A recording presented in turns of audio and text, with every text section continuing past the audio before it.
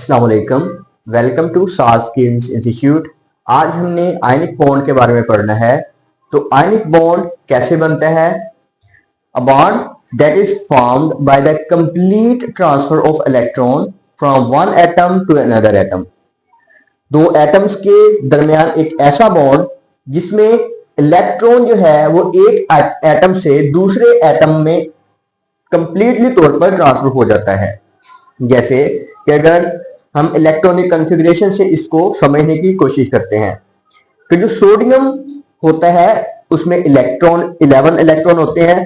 तो उसके first shell में 2 इलेक्ट्रॉन, सेकंड में 8 और थर्ड वन में 1 इलेक्ट्रॉन आता है। जो Cl है उसके 17 इलेक्ट्रॉन है, तो उसकी कुछ यू कॉन्फ़िगरेशन होगी कि फर्स्ट में 2, सेकंड में 8 और लास्ट में 7।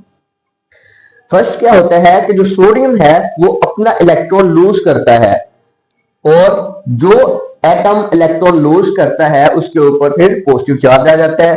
अब ये वाला जो इलेक्ट्रॉन है यही बेसिकली यहां पर ट्रांसफर हो रहा है और यही इलेक्ट्रॉन क्या है कि जो Cl है वो गेन कर देता है और Cl नेगेटिव में कन्वर्ट हो जाता है। मींस के जो एटम इलेक्ट्रॉन गेन करता है उसके ऊपर फिर नेगेटिव चार्ज आ जाता है।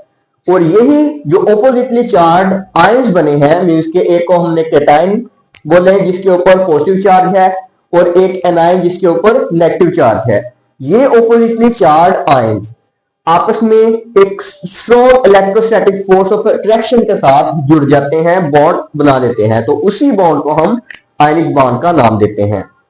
अब ये जो आयनिक बॉन्ड है आमतौर पर किन एटम्स के बिटवीन बनता है? तो ऐसे एटम्स जो उनमें से 2 एटम्स हैं, एक एटम को हाईली इलेक्ट्रोपॉजिटिव होना चाहिए। Subscribe the channel.